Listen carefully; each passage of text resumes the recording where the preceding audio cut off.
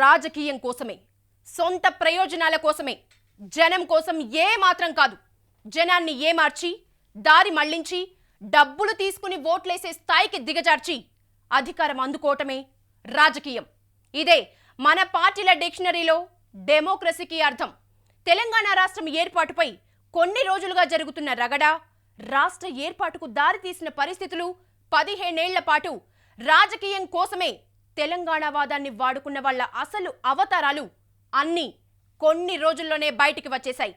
పార్టీలతో పాటు నేతలు, అవకాశవాద రాజకీయ విశ్లేషకులు, మీడియా, చివరికి జనం కూడా ఈ పాపంలో భాగంగా మారారు. ఈ పరిస్థితిపై V6 స్పాట్లైట్.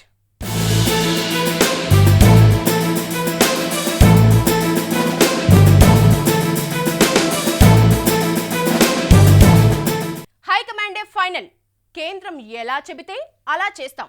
తెలంగాణపై ఫైనల్ నిర్ణయం వచ్చే వరకు కాంగ్రెస్ నేతలు చెప్పిన మాటలివి. ఆ తర్వాతే సీన్ మారిపోయింది. ఊసర వెల్లులు సిగ్గుపడ్డాయి. అంత వేగంగా రంగులు మార్చే లక్షణం వాటికి లేవని బాధపడ్డాయి. రాష్ట్ర సీఎం నుంచి పిసిసి చీఫ్, మంత్రులు, ఎమ్మెల్యేల దాకా అందరి అసలు రంగులు బయటికొచ్చాయి. ఓట్ల కోసం తెలంగాణ వాదాన్ని వాడుకునే అవసరం తీరటంతో ఇప్పుడు సమైక్యవాదం అవసరం వచ్చింది. దీంతో సీఎం కిరణ్ సహా సీమాంధ్ర నేతలు సమైక్య ముసుగులతో తెర మీదికి వచ్చేశారు.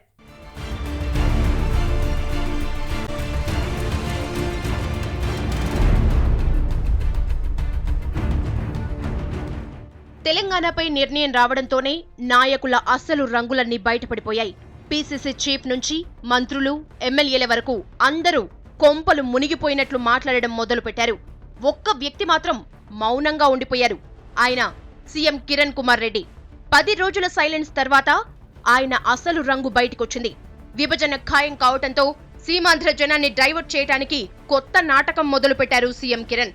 రాష్ట్రాన్ని సమైక్యంగా ఉంచాలంటూ మంత్రులు, ఎమ్మెల్యేలు రాసిన లేఖపై తానే సంతకం చేసి పంపించానని ప్రెస్ మీట్లోనే ఒప్పుకున్నారు సీఎం. రాష్ట్రానికి సీఎం అన్ని ప్రాంతాలను సమానంగా చూడాల్సిన బాధ్యత. ఇన్నేళ్లుగా జరుగుతున్న సంప్రదింపుల్లో అన్ని విషయాలు మాట్లాడే అవకాశం అన్నీ ఉన్నప్పుడు సీఎం కిరణ్ ఏం చేశారో, ఏం రిపోర్టులు ఇచ్చారో ఎవరికీ తెలీదు. కానీ ఇప్పుడు నిర్ణయం ఫైనల్ అయిపోయాక సీమాంధ్ర ప్రయోజనాలు గుర్తుకొచ్చాయి ఈ పెద్ద మనిషికి. 10 రోజుల తర్వాత నిన్నో మొన్నో నిర్ణయం తీసుకున్నట్లు కడుపులో ఉన్నదంతా కక్కేశారు. హైకమాండ్ నిర్ణయాన్ని వ్యతిరేకించను, సమర్థించను అంటూ తెలివిగా మాట్లాడానని అనుకున్నారు. సీమాంధ్ర ప్రాంతంలో దగ్గర అందరూ కూడా ఒక అభిప్రాయంతోనే ఉన్నారు, కలిసి ఉండాలనే అభిప్రాయంతోనే ఉన్నారు. నేనే సంతకం చేశాను, మా పార్టీ నాయకురాలు మా పార్టీ ప్రెసిడెంట్కి పంపించాం. మా పార్టీ ప్రెసిడెంట్తో మాట్లాడకన్నా అంటే నేను మీతో మాట్లాడతానా? మా పార్టీ ప్రెసిడెంట్కు మేము పంపించడం జరిగింది. నేను వ్యతిరేకించడం లేదు, స్వాగతించడం లేదు. ఇప్పుడు ఉన్న సమస్యల కంటే విభజిస్తే సమస్యలు ఎక్కువ వచ్చే పరిస్థితులు ఉన్నాయి. హైకమాండ్ వల్లే సీఎం నయ్యా. పార్టీ, కేంద్రం ఏ నిర్ణయం తీసుకున్నా తూచా తప్పకుండా పాటిస్తాం అంటూ చాలా సార్లు మైకులు అరిగిపోయేలా చెప్పుకున్నారు సీఎం కిరణ్ కుమార్ రెడ్డి. తన మాట మారలేదని, మారదని కూడా డబ్బా కొట్టుకున్నారు. సీఎం అయిన తర్వాత 2.5 ఏళ్లలో ఆయన చెప్పిన మాటల్ని మీరే చూడండి.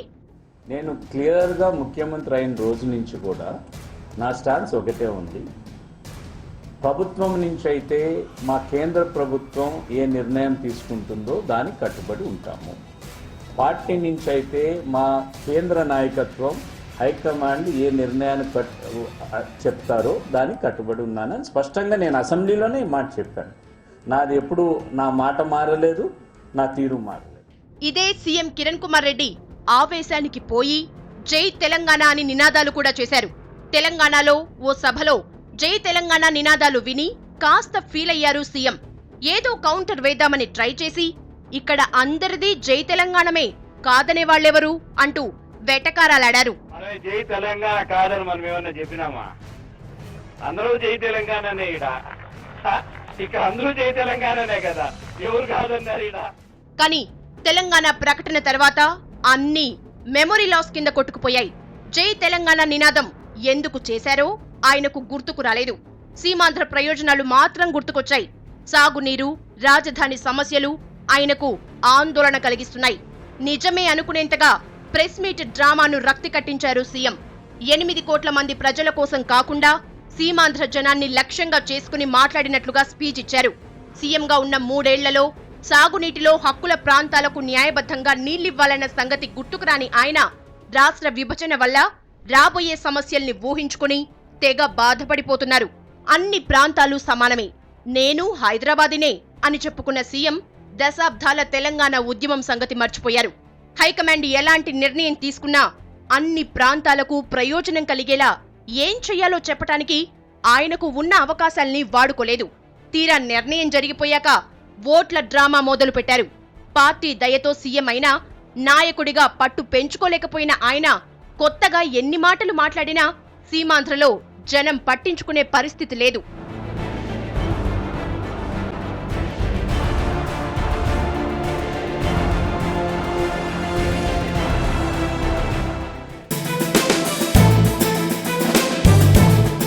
తెలంగాణ వాదం, సమైక్యవాదం, తెలుగు వాళ్లల్లో ఒక్కొక్కరిది ఒక్కో వాదం. మన నాయకులకు మాత్రం ఈ 2 వాదాల్లో ఏదీ లేదు. వాళ్లకు మరో 2 వాదాలున్నాయి. అవి అవకాశవాదం, అధికారవాదం. అందుకే వీర సమైక్యవాదులమని చెప్పుకునే వాళ్లు కూడా తెలంగాణ దిశగా అడుగులు పడుతున్నప్పుడు నోరు తెరవలేకపోయారు. ఓట్ల కోసం కళ్ళు మూసుకున్నారు. తీరా నిర్ణయం జరిగిపోయాక ఏకపక్ష నిర్ణయం అంటూ గుండెలు బాదుకుంటున్నారు. తమ పాపానికి సమైక్యవాదం ముసుగేసి సీమాంధ్ర జనాన్ని రెచ్చగొడుతున్నారు.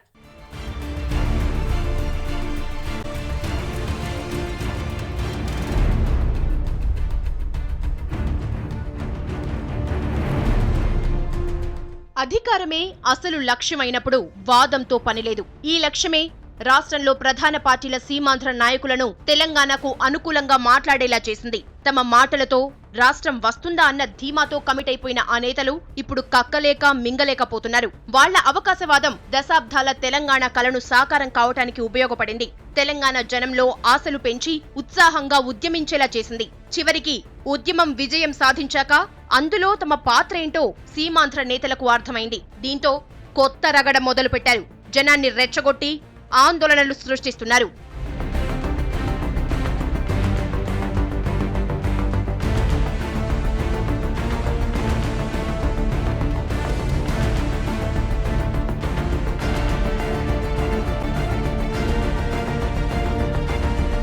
కాంగ్రెస్ హైకమాండ్ ను తెలంగాణకు కమిట్ చేయించడంలో కీలక పాత్ర పోషించారు వైఎస్. కానీ అధికారంలోకి వచ్చాక బలంగా ఎదిగిన వైఎస్ ఉద్యమాన్ని కఠినంగా అదుపు చేశారు. హైకమాండ్ పైన ఒత్తిడి తెచ్చి తెలంగాణపై అడుగులు పడకుండా చేశారు. ఓట్ల రాజకీయం కోసం 5 ఏళ్ల పాటు తొక్కిపట్టారు. దీన్నే ఆ పార్టీ సీమాంధ్ర నేతలు ఇప్పుడు ఆయన వారసులం అనేవాళ్లు గొప్పగా చెప్పుకుంటున్నారు. ఇక తెలంగాణపై నాయకులకు పుట్టుకొచ్చిన నాలుకలకు లెక్కే లేదు. 2009 వరకు తెలంగాణ దిశగా అడుగులు పడుతున్నప్పుడు వీర సమైక్య నేతలు మాట్లాడిన దాఖలాలు లేవు. హైకమాండ్ ఇష్టమంటూ డైలాగులు కొట్టారు.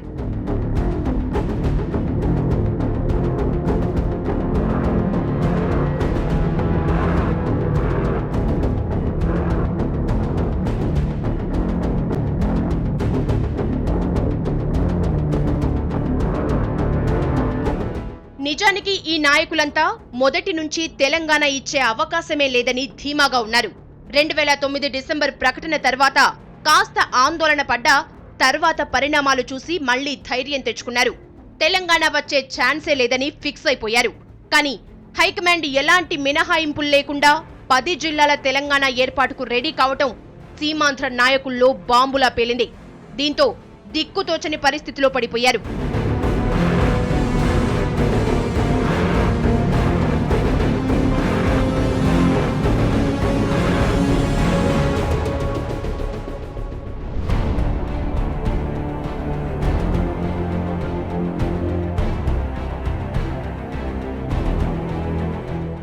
గతంలో ఈ నాయకుల మాటలు చూస్తే తెలంగాణకు అనుకూలంగా పరిణామాలు ఎలా మారాయో అర్థమవుతుంది.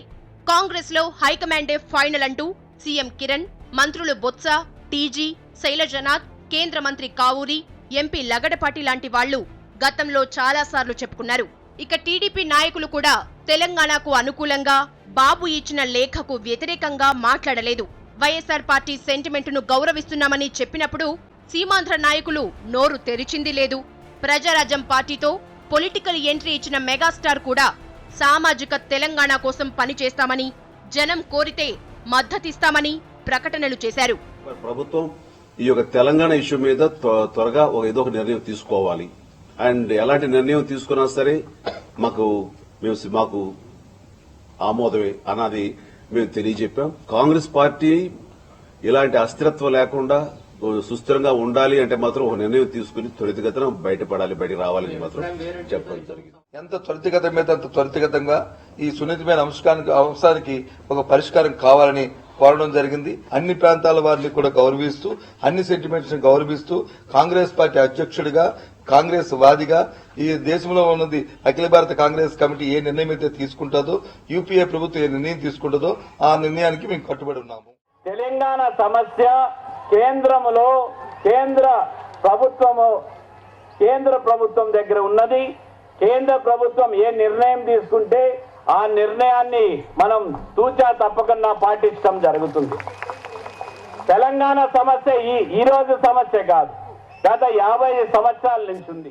తెలంగాణ ప్రకటన వచ్చిన తర్వాత అందరి మాటలు మారిపోయాయి. నాయకులకు ఒక్క నాలుక ఉండదని నిరూపించారు. డిసెంబర్ 9 ప్రకటనకు ముందు ఓకే అన్న వాళ్లు కూడా అడ్డం తిరిగారు. అందరినీ అడగకుండా నిర్ణయం ఎలా తీసుకుంటారని నిలదీశారు. 3.5 ఏళ్ల తర్వాత అందరితో మాట్లాడి నిర్ణయం తీసుకుంటే రాష్ట్రంలో కల్లోలం రేపే స్థాయికి దిగజారారు. మంత్రి టీజీ ఏకంగా పార్టీ అధినేతపైనే విరుచుకుపడుతుంటే కేంద్ర మంత్రిగా ఎదిగిన చిరంజీవి పాత మాటలు మరిచిపోయి కొత్త వాదన తలకెత్తుకున్నారు. సంబంధించి మీ యొక్క విషయస్ ఏమన్నాయో అవన్నీ డ్రాఫ్ట్ తయారు చేసి మీరు ఇవ్వండి. దాన్ని కూడా మేము బిల్లో దాన్ని పొందుపరిచి దాన్ని డిస్కషన్ పెట్టి ఫైనల్ గా కేబినెట్ కి వెళ్ళేది మేము చూస్తాము. ఏమేమి పరిగణ తీసుకుంటారు. సో ఇప్పుడు చెప్పిన దాంట్లో చాలా సీరియస్ గా అక్కడ ఉన్నటువంటి పరిస్థితులు కానీ, ఉధృత పరిస్థితులు కానీ, ఎన్జిఓస్ కానీ, స్టూడెంట్స్ కానీ,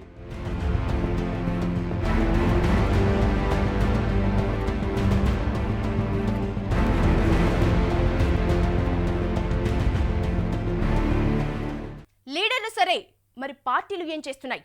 చేతగాని నాయకులకు తగ్గట్లే పార్టీలు మోసాన్నే మేనిఫెస్టోగా పెట్టుకున్నాయి.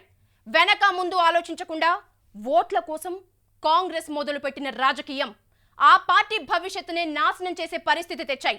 దీంతో పరువు దక్కించుకోవడానికైనా చచ్చినట్లు నిర్ణయం తీసుకోవాల్సి వచ్చింది. ఈ మధ్యలో ప్రతిపక్షాలు కూడా సొంత స్క్రీన్ ప్లేతో డ్రామాలు మొదలుపెట్టాయి.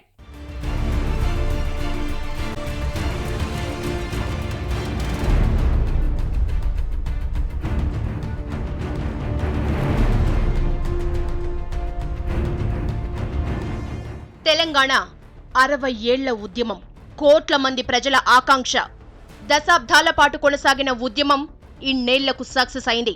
కానీ నిర్ణయం వచ్చిన వెంటనే సీమాంధ్ర ప్రాంతంలో ఆందోళనలు, నిరసనలు, ధర్నాలు వెల్లువెత్తాయి.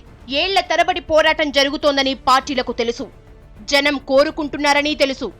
అన్ని పార్టీలు ఒప్పుకున్న సంగతి కనిపిస్తోంది. అయినా ప్రధాన పార్టీలన్నీ ఎందుకు ఆందోళన చేస్తున్నాయి? సమాధానం లేదు. ఓట్ల కోసం తెలంగాణ వాదాన్ని వాడుకుందామనుకున్న పార్టీలన్నీ ప్రత్యేక రాష్ట్ర ఏర్పాటు నిర్ణయంతో షాక్ తిన్నాయి. సీమాంధ్రలో ఓట్ల కోసం కొత్త డ్రామా మొదలుపెట్టాయి.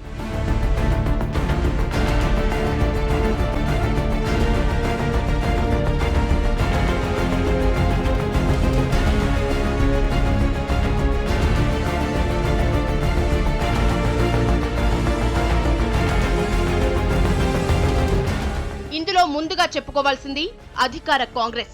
1999లో చంద్రబాబు రెండోసారి అధికారంలోకి రావడంతో భవిష్యత్తుపై ఆశలు వదిలేసుకుంది కాంగ్రెస్. దీంతో తెలంగాణలో బలంగా ఉన్న టీడీపీని దెబ్బతీస్తే గాని కాంగ్రెస్ తలెత్తుకోవడం కష్టమనుకున్నారు నాటి PCC chief YS Rajasekhar Reddy. ఓట్ల రాజకీయం కోసం తెలంగాణ వాదాన్ని తెరపైకి తెచ్చారు. 41 మంది కాంగ్రెస్ ఎమ్మెల్యేలతో తెలంగాణకు అనుకూలంగా పార్టీ అధినేత సోనియాకు లేఖ ఇప్పించారు. ఇది జరిగిన 2 ఏళ్ల తర్వాతే తెలంగాణ రాష్ట్ర సమితి ఏర్పాటైంది. తెలంగాణ వాదానికి కొత్త ఊపొచ్చింది. తెలంగాణలో టీఆర్ఎస్ జోరు చూసి కాంగ్రెస్ 2004 ఎన్నికల్లో పొత్తు పెట్టుకుంది. సెంటిమెంట్ ఓట్ల కోసం వైఎస్ కూడా ఇందులో కీలక పాత్ర పోషించారు. మేనిఫెస్టోలోనూ తెలంగాణ అంశాన్ని పెట్టించారు. నిజానికి కాంగ్రెస్ తెలంగాణకు అనుకూలంగా అప్పుడే కమిట్మెంట్ ఇచ్చినట్లయింది.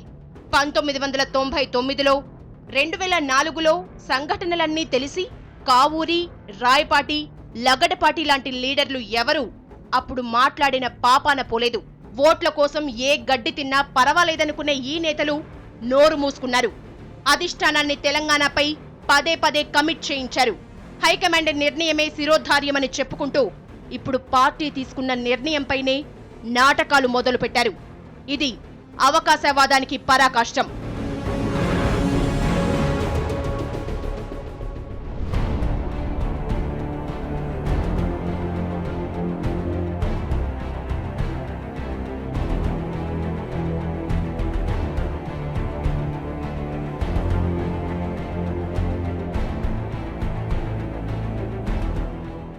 ఇక టీడీపీ సంగతి. మొదట్లో తెలంగాణకు వ్యతిరేకంగా ఉన్న తెలుగుదేశం 2008లో మొదటిసారి తన స్టాండ్ మార్చుకుంది. తెలంగాణకు అనుకూలంగా ప్రణబ్ కమిటీకి లేఖ ఇచ్చింది. ఆ తర్వాత 2009 ఎన్నికల కోసం టీఆర్ఎస్ తోనూ పొత్తు పెట్టుకుంది.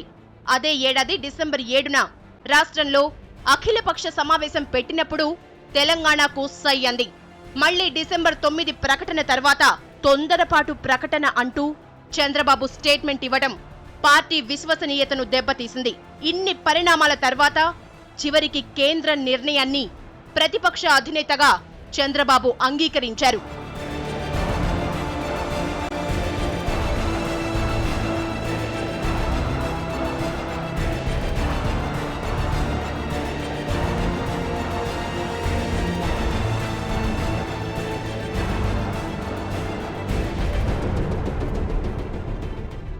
వైఎస్ఆర్ పార్టీ కూడా వైఎస్ లాగే తెలంగాణ వాదాన్ని ఉపయోగించుకోవడానికి ప్రయత్నించింది. దిగజారుడు రాజకీయాన్ని పతాక స్థాయికి తీసుకువెళ్లిన ఘనత ఈ పార్టీ నేతలది. పార్లమెంట్లో సమైక్యాంధ్ర ప్లకార్డు పట్టుకున్న జగన్ పార్టీ పెట్టాక తెలంగాణ సెంటిమెంట్ను గౌరవిస్తున్నామని చెప్పారు. కానీ అఖిలపక్షంలో వైసీపీ తీరుతోనే ఆ పార్టీలో గందరగోళం బయటపడింది. ఇక తెలంగాణపై నిర్ణయం తర్వాత పార్టీ తీరుతో ఈ ప్రాంతంలో దాదాపుగా ఖాళీ అయింది. వైఎస్ ఉంటే ఇలా జరిగేదా అంటూ సీమాంధ్రలో ప్రచారం చేసుకుంటున్న ఈ పార్టీ నేతలు అసలు వైఎస్ వల్లే కథ మొదలైందన్న సంగతి ఎక్కడా ఒప్పుకోవట్లేదు. చరిత్ర మర్చిపోయి సీమాంధ్రలో ఓట్ల కోసం సమైక్య ముసుగు వేసుకుంది.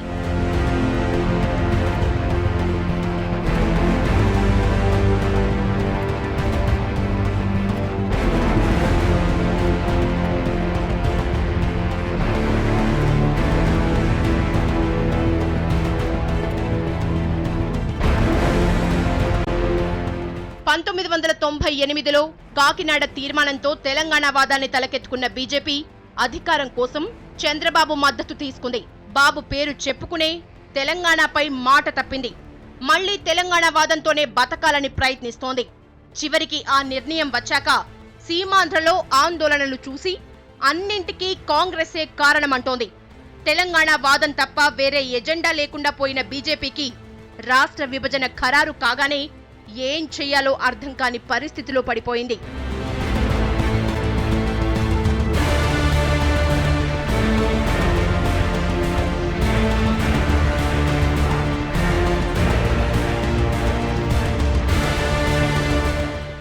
ఏ ఉద్యమానికైనా ఒక సిద్ధాంతం, భావజాలం ఉంటుంది. దీన్ని పెంచి పోషించి ప్రచారం చేసేవాళ్లు మేధావులు. ప్రతి ఉద్యమంలోనూ మేధావుల పాత్ర ఖచ్చితంగా ఉంటుంది. అలాంటి మేధావులు, విశ్లేషకులు కూడా సమైక్యవాదాన్ని ప్రచారం చేయటంలో ఫెయిల్ అయ్యారు. తమ ఆలోచనలతో ప్రజలను ప్రభావితం చేయాల్సిన వాళ్లు వితండ వాదాలతో తప్పుదోవ పట్టించారు. అవసరానికి తగ్గట్లుగా వాదాలు మార్చుకుంటూ సమైక్యవాదం విలువ తీశారు. ఈ పరిస్థితి 10 ఏళ్లుగా మన రాష్ట్రంలో స్పష్టంగా కనిపించింది.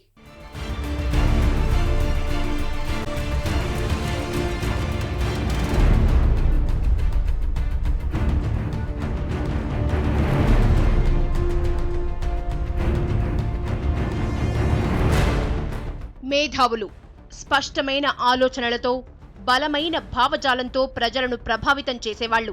అందుకే వాళ్ళను ఒపీనియన్ మేకర్స్ అంటారు. గతంలో సమావేశాలు, బహిరంగ చర్చలు, పత్రికల వ్యాసాల్లో కనిపించిన మేధావి వర్గం మీడియా ఇచ్చిన అవకాశాలతో తెరపైకి వచ్చింది. 15కు పైగా ఛానళ్లలో రోజు గంటల కొద్దీ చర్చల్లో అరిగిపోని రికార్డులు వినిపిస్తోంది. తన ఆలోచనల్ని పంచటానికి ఈ మేధావి వర్గానికి బలమైన వేదిక దొరికింది.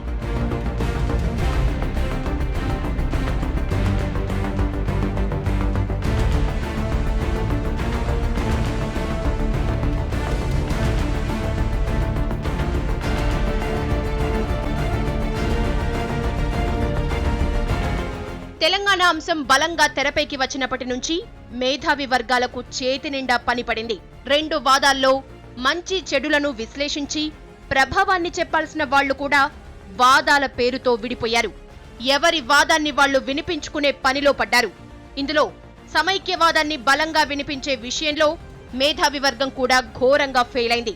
రాష్ట్రం విలీనమైనప్పుడు, చేసుకున్న ఒప్పందాలు అమలు కానప్పుడు, నీటి వనరుల పంపిణీ నాయకుల సొంత ప్రయోజనాల కోసం జరిగినప్పుడు మేధావులు మాట్లాడకపోవటం వాళ్ల వాదానికి విలువ లేకుండా చేసింది. రాష్ట్రంలో అన్ని ప్రాంతాలు సమానంగా అభివృద్ధి చెందాలన్న సమభావన దశాబ్దాలుగా వాళ్లకు లేకపోవటం, వాళ్ల మౌనం కూడా ఈ పరిస్థితికి దారితీసింది.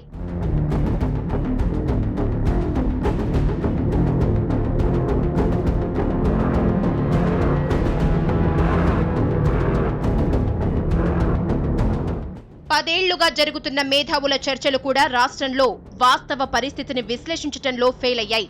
నిజంగా ప్రత్యేక రాష్ట్ర ఏర్పాటుపై లోతుగా ఆలోచించకుండానే కేవలం ఓట్ల కోసం తెలంగాణ వాదం తెరపైకి వచ్చినప్పుడు మేధావులెవరూ మాట్లాడలేదు. సమైక్య రాష్ట్రం దెబ్బతింటుందన్న వాదన వినిపించిన దాఖలాలు లేవు. పైగా తమకు తామే అవకాశవాదులుగా మారారు. 2004లో కాంగ్రెస్, టీఆర్ఎస్ పొత్తును సమర్థించిన సమైక్య మేధావులే 2009లో టీడీపీ, టీఆర్ఎస్ పొత్తును నెత్తికెత్తుకున్నారు. అదే మేధావులు ఇప్పుడు మీడియా చర్చల్లో తెలంగాణ రాష్ట్ర ఏర్పాటును ప్రశ్నిస్తున్నారు. ఇలాంటి వాళ్లలో సమైక్యవాదమే శాశ్వత ఎజెండాగా పెట్టుకున్న సిపిఎం మేధావులు కూడా ఉండటం పెద్ద విశేషం. తెలంగాణే లక్ష్యంగా పుట్టిన టీఆర్ఎస్తో కేవలం రాజకీయ ప్రయోజనాల కోసం దోస్తీ చేయడాన్ని సమైక్య మేధావులు సమర్థించుకున్నారు. అప్పటి రాజకీయ పరిస్థితుల్లో అది కరెక్టే అని చేతులు వాచేదాకా బల్లలు గుద్ది మరీ చెప్పుకున్నారు. కానీ ఇప్పటి నిర్ణయాన్ని మాత్రం సమర్థించలేకపోతున్నారు. ఏకపక్షమంటూ గగ్గోలు పెడుతున్నారు.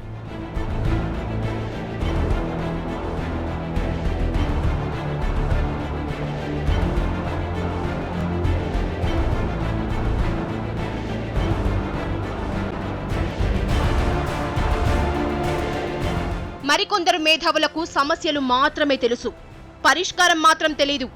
ఒకసారి సమైక్యవాదం, మరోసారి ప్రత్యేకవాదం, ఇంకోసారి సీమాంధ్ర ప్రయోజనాలు, ఇలా తమది ఏ వాదమో కూడా తమకే తెలియని అయోమయ మేధావులతో జనం కూడా గందరగోళంలో పడిపోయారు. తమ ప్రయోజనాలకు నష్టం కలిగించేలా ఏకపక్షంగా నిర్ణయం జరిగిందన్న భావనలో పడ్డారు.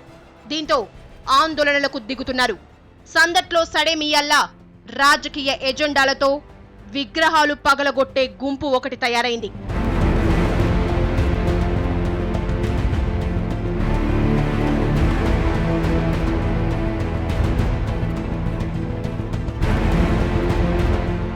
మేధావులు విఫలమైతే జాతి భవిష్యత్తే ప్రశ్నార్థకమవుతుంది. దాని ప్రభావాన్ని భవిష్యత్తు నిర్ణయిస్తుంది. ఇవన్నీ పక్కనబెట్టి 2 రాష్ట్రాలను ఎలా అభివృద్ధి చేసుకోవాలా అన్న చర్చ జరగాల్సిన సమయం ఇది. ఇలాంటి టైంలోనూ మేధావులు వాదాలు, వాగ్వాదాల్లోనే బిజీ అయిపోతున్నారు. పొద్దునే కంఠ శోషతో పనికి మాలిన విశ్లేషణలు చేస్తున్నారు. ఇది రాష్ట్రంలో పరిస్థితిని మరింత అనిశ్చితంగా మారుస్తోంది.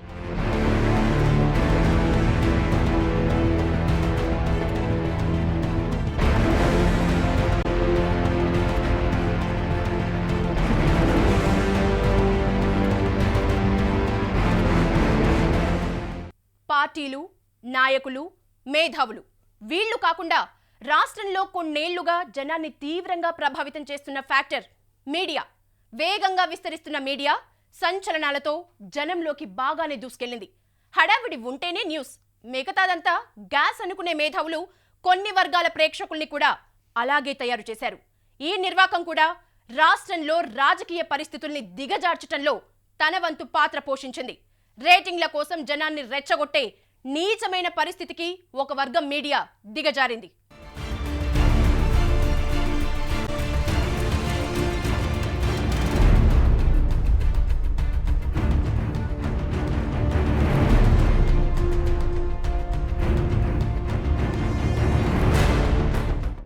మీడియా దేశంలో ఎన్ని అక్రమాలు, అవినీతి, దుర్మార్గాలు జరిగినా తాను మాత్రం స్వచ్ఛంగా ఉన్నానని ఫీల్ అయ్యే వర్గం.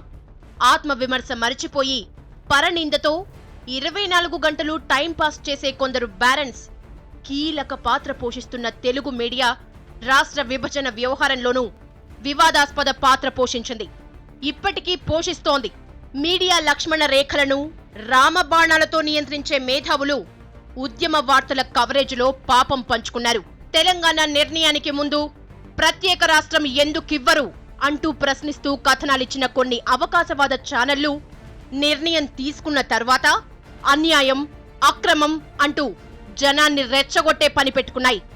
రేటింగ్లు పెంచుకోవటం, వ్యాపార ప్రయోజనాలు తప్ప మీడియా కనీస బాధ్యత తెలియని మూర్ఖులు జర్నలిజం పేరుతో ప్రేక్షకుల మనోభావాలతో ఆడుకుంటున్నారు.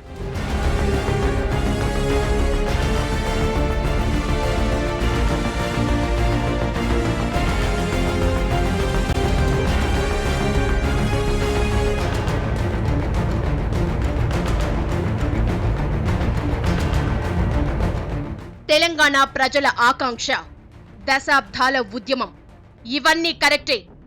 ఇన్నేళ్ల ఉద్యమానికి రాని స్పందన డిసెంబర్ 9 ఒక్కసారే ఎలా వచ్చింది అంటే చాలా మంది చెప్పే సమాధానం మీడియా కవరేజ్. అవును, తెలంగాణ ఉద్యమం సక్సెస్ కావడంలో మీడియా పాత్రను ఎవరూ కాదనలేరు. నిజానికి అప్పటికి తెలుగు మీడియాలో సీమాంధ్ర, తెలంగాణ విభజన రాలేదు. ఉద్యమం ఉధృతిని, ప్రభావాన్ని అంచనా వేయలేకపోయిన మీడియా రేటింగ్ల కోసం చేసిన ప్రయత్నం తెలంగాణ ఆకాంక్షకు బాగా కలిసొచ్చింది. ఢిల్లీ స్థాయికి చేరిన ఈ సందేశం చివరికి రాష్ట్ర ఏర్పాటుకు దారితీసింది.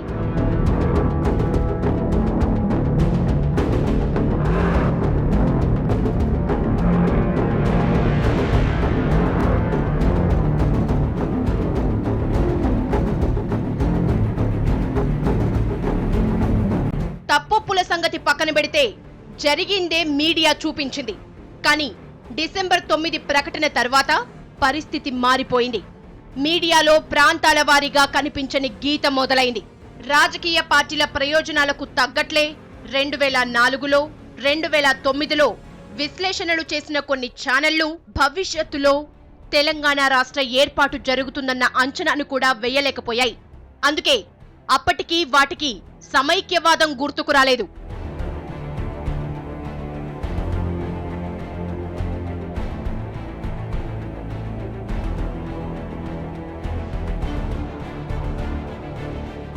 డిసెంబర్ 9 ప్రకటన తర్వాత మీడియాకు లక్ష్మణ రేఖలు, కేబుల్ చట్టాలు గుర్తుకొచ్చాయి. తెలంగాణ ఉద్యమం చల్లారిపోయిందని, తెలంగాణ సెంటిమెంట్ బలహీనపడిందన్న కోణంలో కథనాలు, విశ్లేషణలు మొదలయ్యాయి. విలువలు పాటించడానికి, వాస్తవాలు చెప్పడానికి మధ్య ఉన్న కాస్త తేడా చెరిగిపోయింది. రేటింగ్ల కోసం ఎంత ఘోరమైనా చూపించడానికి సిద్ధమయ్యే దిగజారుడుతనం తెలంగాణ ఉద్యమాన్ని దెబ్బతీయటానికి, వాస్తవాన్ని దాచి తప్పుడు కథనాలు ప్రసారం చేసే నైజం మీడియాలో ఒక వర్గం చూపించింది. వార్తల్ని వార్తలుగా ఇస్తూ స్థానిక ఆకాంక్షలను కవర్ చేసే మీడియాపై తెలంగాణ ముద్ర వేసే సంస్కృతి కూడా మొదలైంది. ప్రాంతాలకు అతీతంగా ప్రేక్షకులు ఆదరిస్తున్న V6ను సీమాంధ్రలో కొన్ని ప్రాంతాల్లో రాకుండా అడ్డుకునే ప్రయత్నాలు జరిగాయి.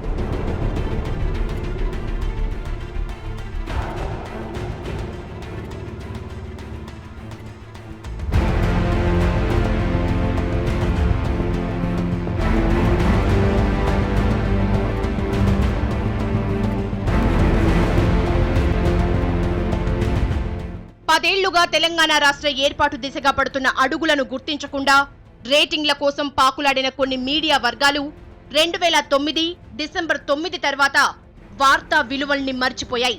వార్తల్ని కూడా వాదాలుగా మార్చేశాయి. తెలంగాణ ఉద్యమాన్ని ప్రత్యక్షంగా చూసిన ఈ మీడియా వర్గాలు సీమాంధ్రలో ఆందోళనల్ని కవర్ చేయడానికి దిగజారుడుతనాన్ని ప్రదర్శిస్తున్నాయి. విధ్వంసాలను చూపించటం జనాన్ని మరింత రెచ్చగొట్టడం అవుతుందన్న కనీస విలువను మర్చిపోయాయి. తెలంగాణ ప్రకటనతో బలిదానాలు ఆగుతాయన్న ఆశ లేకుండా ఇప్పుడు సీమాంధ్ర ప్రాంతంలో రెచ్చగొట్టే పోకడలతో పరిస్థితిని దిగజారుస్తున్నాయి కొన్ని మీడియా వర్గాలు. రాష్ట్రంలో అనిశ్చితి పెంచి పోషిస్తున్న పాపాన్ని నెత్తికెత్తుకుంటున్నాయి.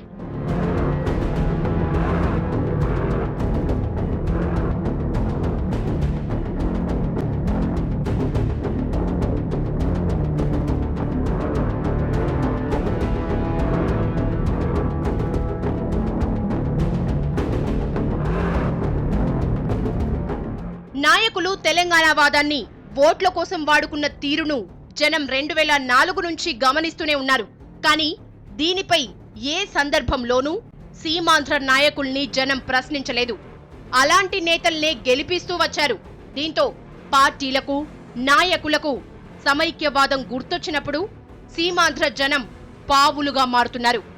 ఏ నాయకుల వల్ల పరిస్థితి ఇక్కడి దాకా వచ్చిందో అదే నేతల వల్ల ఇప్పుడు అనిశ్చితిలో భాగంగా మారుతున్నారు.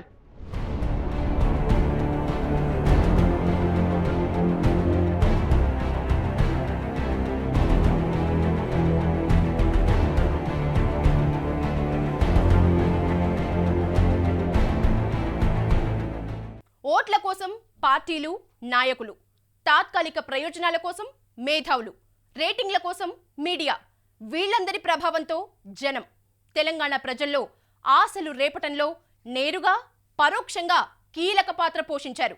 చరిత్ర అన్నింటినీ రాసుకుంటుంది. తెలంగాణ రాష్ట్రం ఖాయమైపోయింది. ఇక ఆలోచించాల్సింది భవిష్యత్తు గురించే. ఇకనైనా బాధ్యత తెలుసుకుంటే 2 తెలుగు రాష్ట్రాల్లో అభివృద్ధిని చూడగలుగుతాం. ఇది V6 spotlight. Stay tune to V6 news. ప్రతి దృశ్యం ప్రజల పక్షం.